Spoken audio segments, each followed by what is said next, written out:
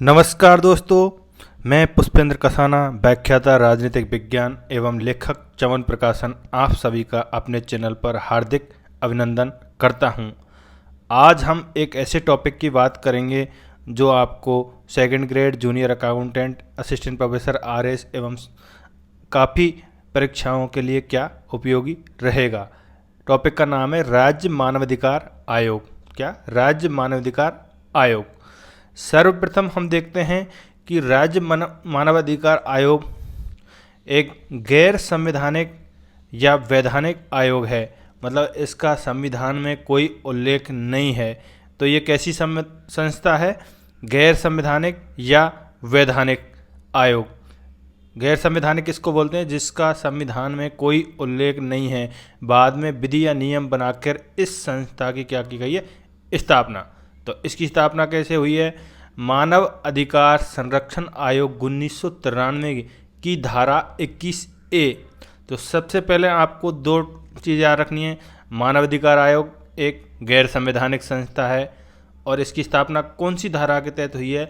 धारा 21A।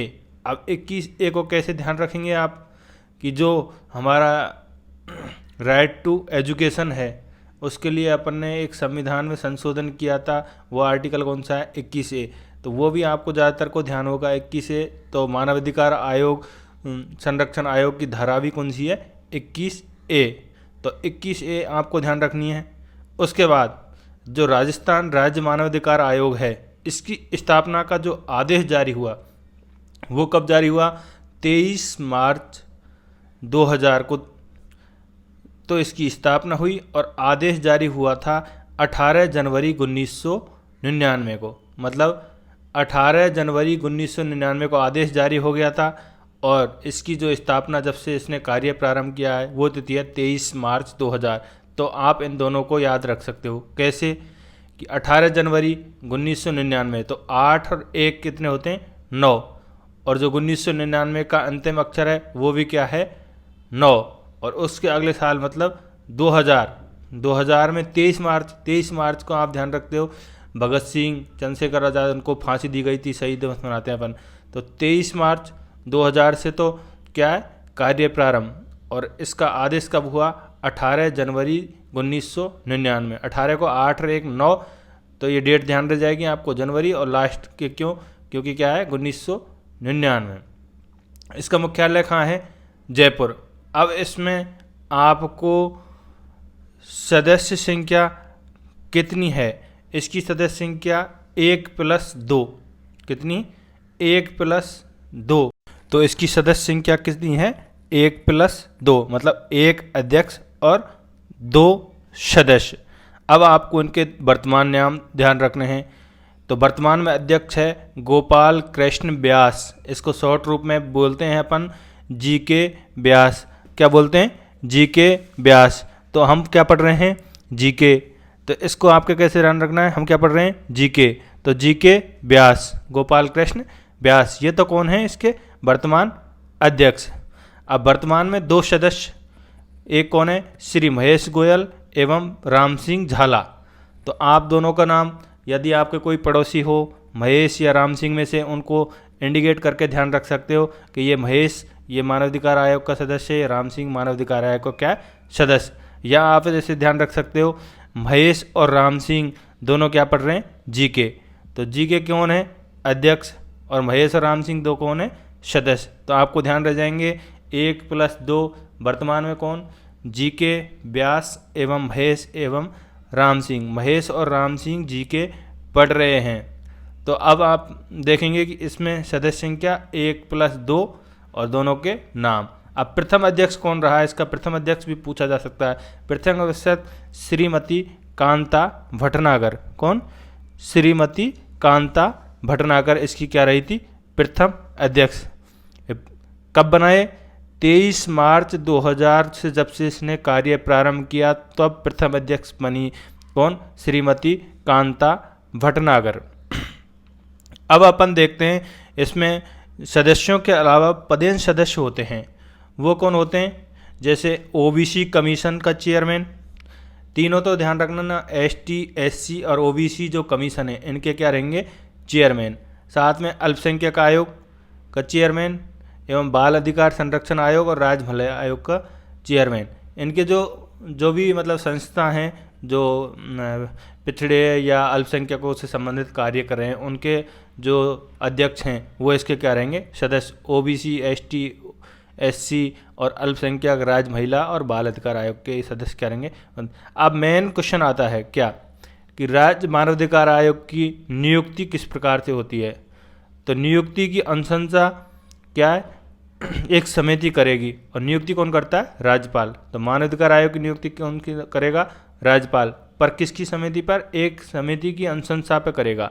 अब उस समिति में कौन कौन सदस्य रहते हैं ये आपको ध्यान रखना है। सबसे पहले उस समिति का अध्यक्ष रहेगा राज्य का मुख्यमंत्री। तो समिति का अध्यक्ष हो गया कौन, राज्य का मुख्यमंत्री। अब अपने विधानसभा और विधान परिषद दोनों ध्यान रखने हैं आपको। यदि राजस्थान में है नहीं फिर भी अपने को क्या ध्यान रखना है, विधानसभा और विधान परिषद। इनमें से कौन कौन लेना है, दोनों में से आपको विधानसभा का अध्यक्ष और विधान परिषद का अध्यक्ष, और दोनों के क्या, विपक्ष के नेता। कैसे ध्यान रख जाएंगे, विधानसभा और विधान परिषद दोनों के तो क्या होंगे, विपक्ष के नेता, और दोनों के क्या होंगे, अध्यक्ष। तो आपको ध्यान रह जाएगा, एक तो कौन रहेगा, सीएम, और विधानसभा और विधान परिषद के अध्यक्ष एवं इनके विपक्ष के नेता। और एक ध्यान रखना है लास्ट में कौन सा मंत्री रहेगा, गृह मंत्री। कौन सा, गृह मंत्री। तो आपको 6 सदस्यीय समिति की सिफारिश होती है। इसमें मेन कौन हो गया, मुख्यमंत्री, 2 कौन हो गए, विधानसभा और विधान परिषद के अध्यक्ष, और 2 कौन हो गए, दोनों के विपक्ष के नेता, और लास्ट में कौन हो गया, गृह मंत्री। इनको ऐसे आप ध्यान रख सकते हो। इसके अलावा आपको इसका कार्यकाल देखना है। 2019 में एक संशोधन हुआ था, मानवाधिकार आयोग संशोधन। इसमें इसका कार्यकाल 3 वर्ष या 70 वर्ष जो भी पहले हो वो कर दिया गया है। और अब इनकी नियुक्ति के लिए जो योग्यता होती है, तो 2019 से पहले तो केवल हाई कोर्ट का सेवानिवृत्त मुख्य न्यायाधीश, ध्यान रखना कौन सा, केवल मुख्य न्यायाधीश ही मानवाधिकार आयोग का अध्यक्ष बन सकता था। लेकिन 2019 में जो संशोधन हुआ है उसके बाद से हाई कोर्ट का सेवानिवृत्त मुख्य न्यायाधीश के साथ अन्य न्यायाधीश, जैसे सामान्य न्यायाधीश रहते हैं, एक मुख्य न्यायाधीश रहता है, तो वह सामान्य न्यायाधीश भी मानवाधिकार आयोग के क्या बन सकते हैं, अध्यक्ष। क्योंकि अध्यक्ष का पद ज़्यादातर खाली रहता था, क्योंकि सेवानिवृत्त मुख्य न्यायाधीश इतने ही होते थे जो मानवाधिकार आयोग को इनकी पद खाली रह जाते, इसलिए संशोधन करके क्या कर दिया गया, अब सामान्य न्यायाधीश भी क्या बन सकता है, मुख्य न्यायाधीश। अब 2 सदस्य हैं, इनमें कम से कम एक महिला सदस्य का होना क्या है, अनिवार्य। आपको ये भी ध्यान रखना है। तो अध्यक्ष तो कौन हो गया, जो किसी भी हाई कोर्ट का मुख्य न्यायाधीश या अन्य न्यायाधीश। अब एक सदस्य होगा जो क्या होगा, वो उच्च न्यायालय का सदस्य रहा हो या जिला जज के रूप में उसने कम से कम 7 वर्ष के अनुभव के रूप में क्या हुआ, कार्य है। और दूसरा को कौन रहेगा, जो मानवाधिकारों से संबंधित मामलों का व्यवहारिक ज्ञान रखता हो, उसको क्या बनाएंगे अपन, मानवाधिकार आयोग का सदस्य। तो वर्तमान में कौन है, जी.के. व्यास, महेश गोयल एवं राम सिंह झाला। तो ये इनकी क्या होगी, योग्यताएं। उसके बाद अपन देखते हैं इनकी पदमुक्ति कैसे होती है। किसी के खिलाफ कोई मामला हो गया है कदाचार का, तो इनको केवल सुप्रीम कोर्ट कदाचार की इनकी जांच कराएगा, राष्ट्रपति द्वारा ही क्या पदमुक्त किया जा सकता है। कौन, किसके द्वारा, राष्ट्रपति के द्वारा ही इनको पदमुक्त किया जा सकता है, जो भी सुप्रीम कोर्ट में उनकी क्या होगी, जांच।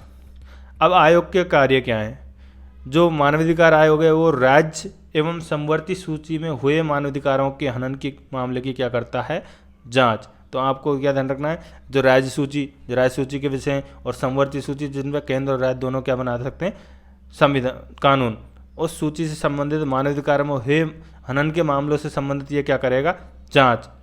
अब आपको एक चीज़ और ध्यान रखनी है, इसकी जो प्रकृति है वो कैसी है, अर्धन्यायिक। कैसी है, अर्धन्यायिक। ऐसे अपन राष्ट्रपति का महाभियोग आता है ना, तो राष्ट्रपति का महाभियोग कैसी प्रक्रिया है, अर्धन्यायिक। ये न्यायिक प्रक्रिया नहीं है, ये सुप्रीम कोर्ट के न्यायाधीश की तरह अपना फैसला नहीं सुना सकते। इनकी कैसी है, ये सलाह देते हैं। इनकी एक कैसी है, सलाहकारी आयोग। कैसा है, ये मानवाधिकारों से संबंधित क्या देगा, सलाह। और इनका तो इनकी प्रकृति होगी अर्धन्यायिक एवं सलाहकारी। अब हम देखते हैं एक जो मानवाधिकार आयोग से संबंधित पत्रिका निकलती है उसका नाम क्या है, मानवाधिकार संदेश। तो दोस्तों हमने देखा राज्य मानवाधिकार आयोग, इसके आदेश जारी हुए 18 जनवरी 1999 और स्थापना हुई 23 मार्च 2000 को।